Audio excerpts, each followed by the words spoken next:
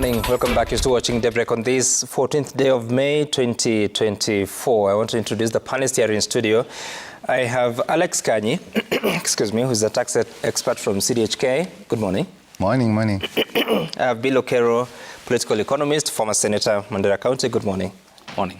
We're still expecting Geoffrey Ruku, the Member of Parliament for Mbere North, and unfortunately, Dr. Makali Mulu, MP for Kitui Central, will not be able to join us this morning. He is out of network from his location in Kitui County. But the show continues, and this morning, of course, one of the big stories is about the return to schools, where LSK is criticizing the government for reopening schools without addressing learners' safety.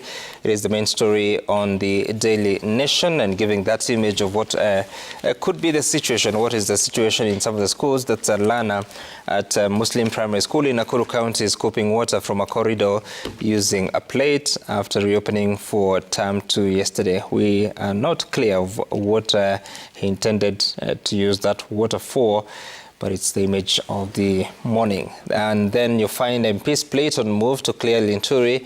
A section of MPs have criticized their 7 colleagues in the special committee who voted to save Agriculture Cabinet Secretary Mithika Linturi from the allegations that had informed the impeachment motion. It is also the big story on the Standard, how MPs saved Linturi CS post. Majority members of the probe committee said the allegations were unsubstantiated, letting the CS keep his job. And then there's a big story there. Schools reopened to JSS teachers strike. Intern tutors say they will not return to class unless they're employed on permanent and pensionable terms and get compensated for the work they did following court ruling that the employer violated the law. And before we dive into the conversation of the finance bill of 2024, I just want to get some feedback from the panelists here in studio. Mheshimiwa Kero, talk to us about, because now we see some members of the select committee, they're saying that they're alleging there was impropriety on the side of some of the members.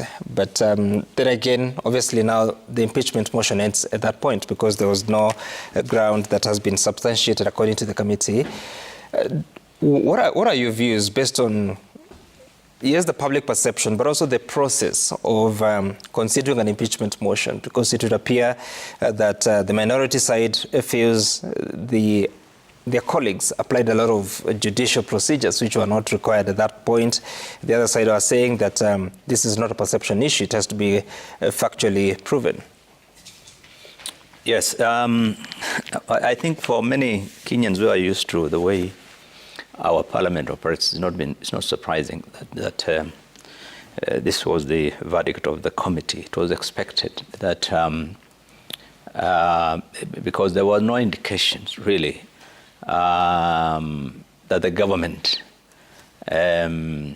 would not, would really, or rather, no, let me not say would not, but there was no indication that the government would allow this thing to be done impartially. Because from the time I think I saw the majority leader, when they were forming the committee, when that vote was made, the 149 MPs, he was not in support of it. And you could read therefore, and he went on, the CS went on attending meetings of government, meetings at State House.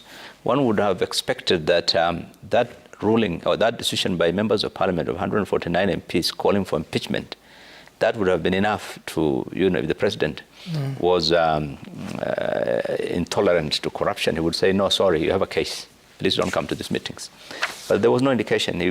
Everything went on. And so it was clear that the motion to impeach him did not have the support of the government. And so, as expected, members of parliament always accuse each other that there were, there was improper transactions that led to this thing. This always happens, and I think I'm not surprised. But that is it. I don't think this gentleman. I mean, there's political expediency involved in these decisions always, and I think people take their cue from the executive. Where is the boss? What is he thinking? Has he thrown his weight behind these things? Has he silent about it? I think there are a lot of things people look at. And on top of that, of course, the the MP will have to do his own bit to try and save himself. And I think that's probably what happened. And I think it's clear from the way the voting pattern was, that everyone in government and those supporting government voting, it was clear that either it was a decision of the executive or it was an attempt to try and save one of their own, as a political party. And then, is there any hope then in holding leaders accountable with that very important oversight role that Parliament has? I think this is good enough, by the way. I mean, there are countries in the West I know where you do not have to be taken even to court. The fact that your name is splashed all over the media and you are accused of corruption, that alone is enough embarrassment. It's enough to really, to make you think twice next time. You'll be careful how you tread. So I think it's good enough. I don't think there's anything else the Parliament is going to do. I doubt whether they would be willing to do anything, and I don't expect the President to dismiss him because of that. But I think accountability is always a challenge in our country. I think that's the main problem we have. I don't think there's a problem greater than accountability, attempt to try and hold members of the executive to account. That has been our challenge in this country, and it continues to be. Okay. Alex, what are your thoughts about the process that we just witnessed in the House and the outcome and what it means, especially because you had the members of the opposition saying that it is only the 4 members of the opposition that stood with the farmers. Is it just politics or there's something more to that? Yeah. I think it's a mix of both. You have politics and you have the government also trying, or rather the executive trying to save itself. But looking at it as a lawyer, you decide cases based on the evidence that has been presented before you. And whether it's in court or in whether in court or whether in Parliament, yeah. So while in developed countries, once you're mentioned, you basically say, I'm resigning and you go. In our country, it's a little bit different.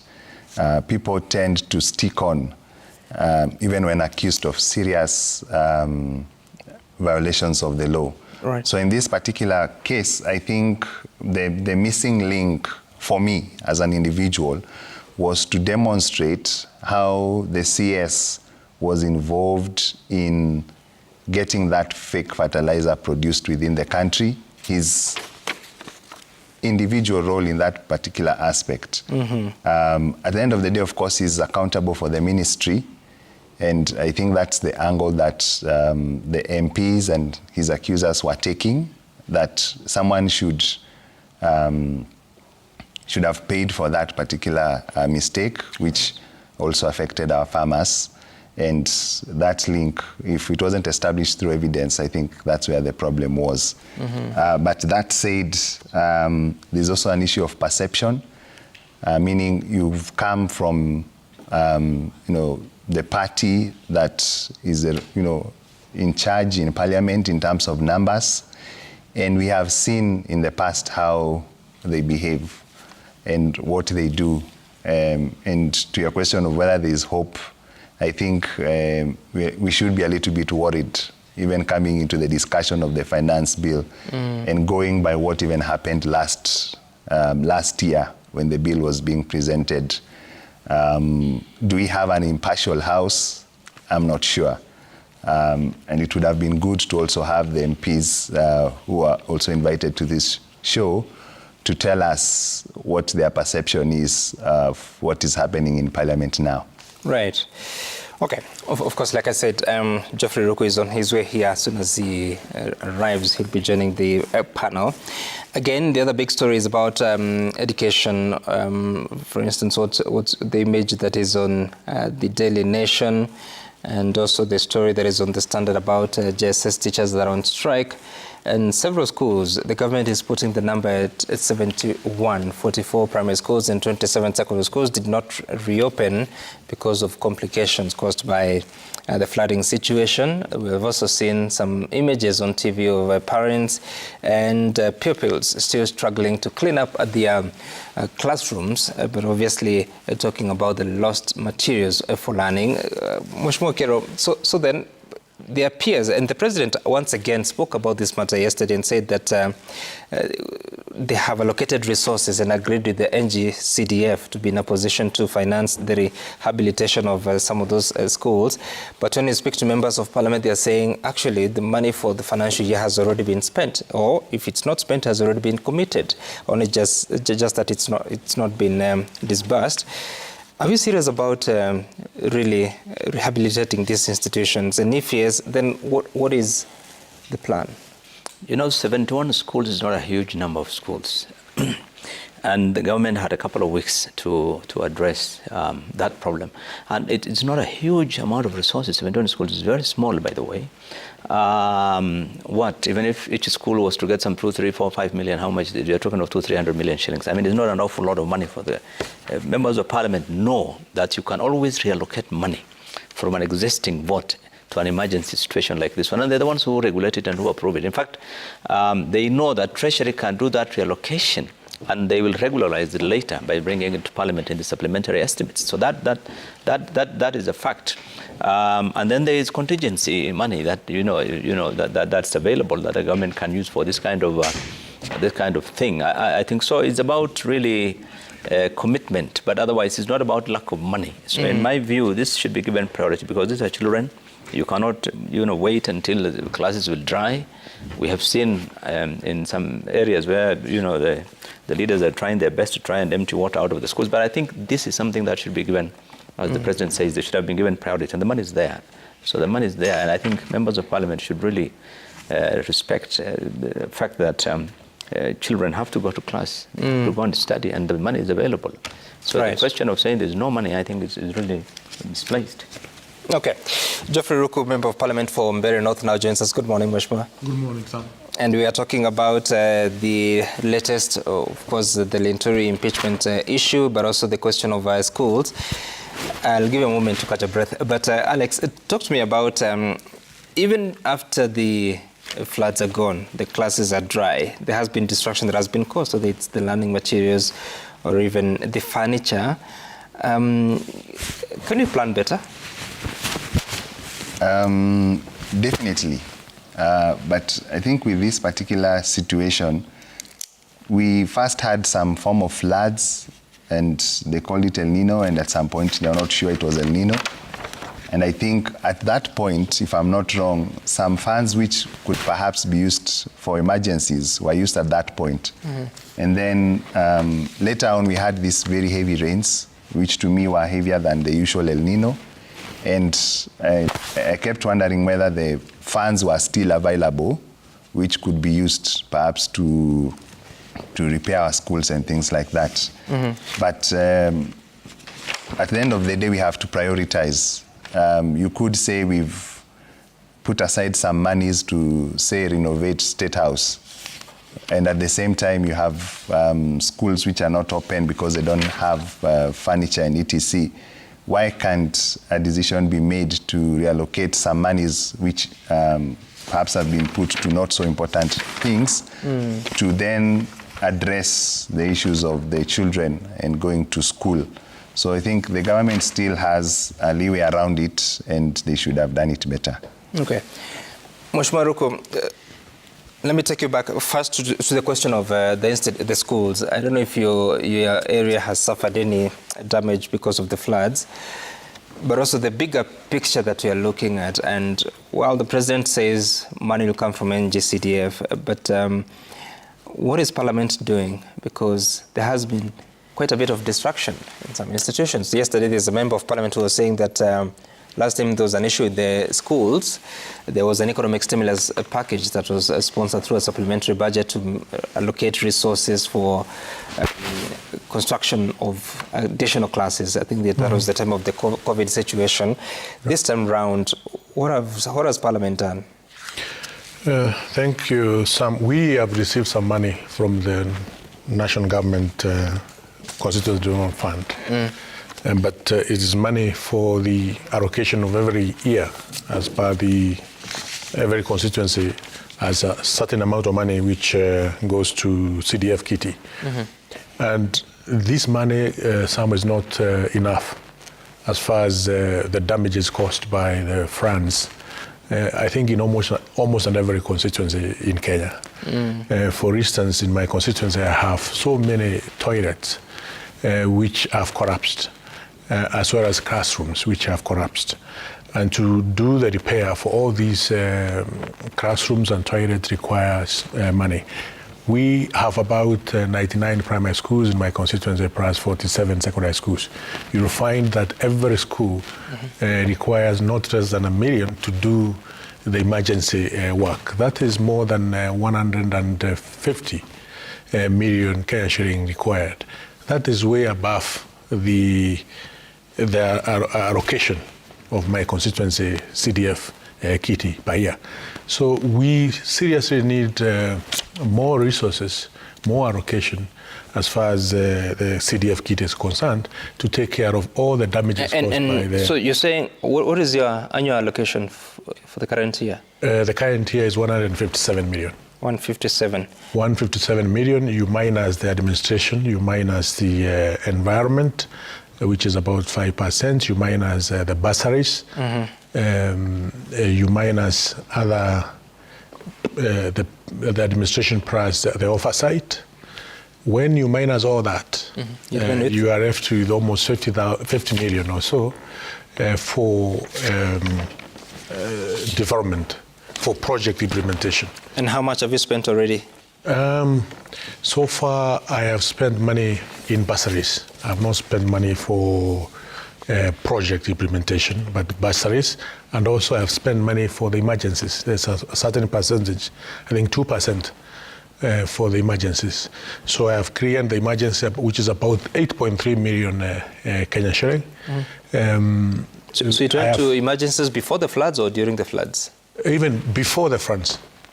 And so if, let's say, assuming you're talking about 50 million shillings for development, yes, and you haven't touched this, is it money that is in the accounts or you're waiting to receive it? That's the money which was dispersed just a few days ago by the CDF board, and CDF fund. And had it been committed, or you have had to reroute it to the It is committed before money is dispersed. Yeah. You have to come up with a proposal on what you want to do with that money, and the IE, the authority to incur expenditure, is allocated as per what has been approved by the board. So you cannot redirect that money to anything else other than that has been redirected or authorized by the board. So unless you seek fresh authorization to reallocate the fund which has hit the account to do different thing from what you are indicated and from what AIE says, the accountant of the sub-county and the fund manager, who are government employees, they cannot accept to write such a check or to do such a payment. And if they do, then they are in a lot of problem. They can be prosecuted. So how practical is it directive, is it a request, what is it from the president? I think there is something which is not clear as far as the directive from the president is concerned, concerning the CDF resources.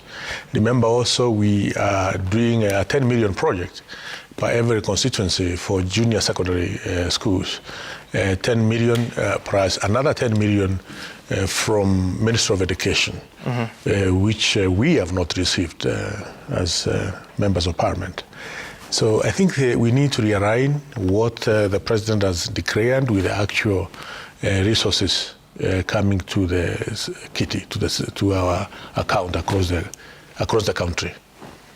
What do you make of that, Mr. No, you see, the CDF is an easier money to. I don't agree with what the MP says, but the CDF is an easier money to reallocate than other government, but because you have the board. And you have the committee at the constituency level that makes the decision. It's not about those civil servants who write the checks. It's about your committee simply saying there's an emergency, our school has shut down, we need to relocate money from this project to this. This is a priority. And that decision is forwarded to the board, and the board invariably approves whatever is recommended from the constituency. I do not know of any time when a board simply says, no, sorry, we have already made that decision, you cannot change it. No, it all depends on what the constituency and the MP wants on the ground. And I think in practical terms, I mean, everyone knows that the CDF is ultimately under the control of the Member of Parliament, by and large. His decision is what, gets carried at both at the constituency committee level and at the national board level. So but I think what the president is saying that, look, generally MPs have spent a lot of money on education in schools. So this is a crisis. You have money, please redirect that.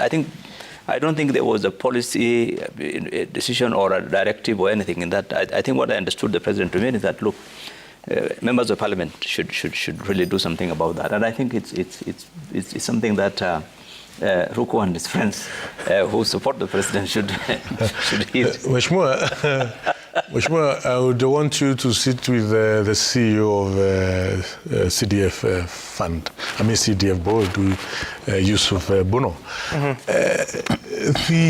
The rules and the regulations as far as management of CDF funds is very strict. You cannot just wake up and say that I'm going to use this money.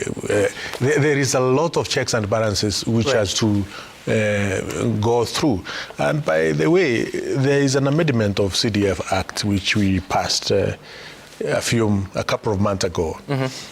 And it restricts the Member of Parliament from too much of influence as far as this money is concerned. And it gives even more power to the CDF board and to the CDF committee than what the Member of Parliament would want to say.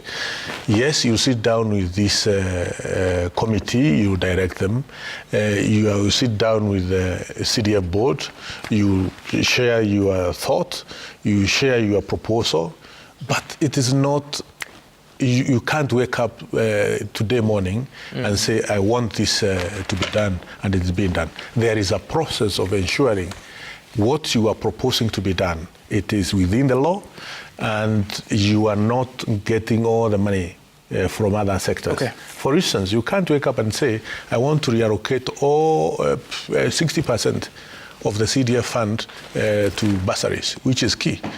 Or say, I want to... because there are limits set in the law. Yeah, there are limits. But in there must be checks. Honorable Ruku, so that we tie this up, yes. In such a situation, so you're not able to do anything for the schools that have been affected by the floods? No, we have to do something. Only that is a process.